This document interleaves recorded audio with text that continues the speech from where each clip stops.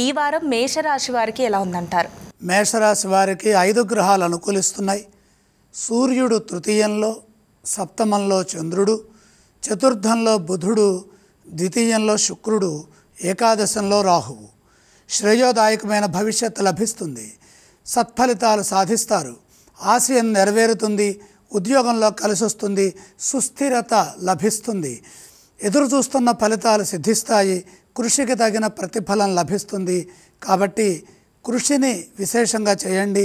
సమున్నత స్థితి గోచరిస్తుంది. ఉత్తమమైన ఫలితాలు సాధిస్తారు. సమయం అనుకూలిస్తుంది.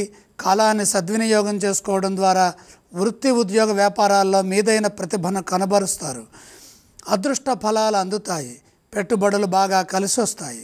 ఆర్థికపరమైన అభివృద్ధి విశేషంగా గోచరిస్తుంది. మీ యోగ్యతను అనుసరించి విజయాలు సాధించండి. ధర్మ మార్గంలో ధనాదాయ మార్గాలు లభించడానికి మీ కృషి సహకరిస్తుంది. అద్భుతమైన తెలివితేటలు మీ సొంతమవుతాయి. ఇప్పుడు తీసుకునే నిర్ణయాలు మంచి భవిష్యత్తునిస్తాయి. ఏలినాడు శని ప్రభావం ఉన్నది కాబట్టి 1-2 సార్లు లోతుగా ఆలోచించి పనిచేయాలి. గుడ్డిగా ఎదుటివారిని నమ్మవద్దు. మోసపోయే అవకాశం ఉంది. ఆర్థిక విషయాల్లో జాగ్రత్తగా ఉండాలి. ఆత్మీయులతో కలిసి చేసే పనులు శుభాన్నిస్తాయి. ఈ రాశి వారు ఏ స్తోత్రాన్ని పఠించాలి?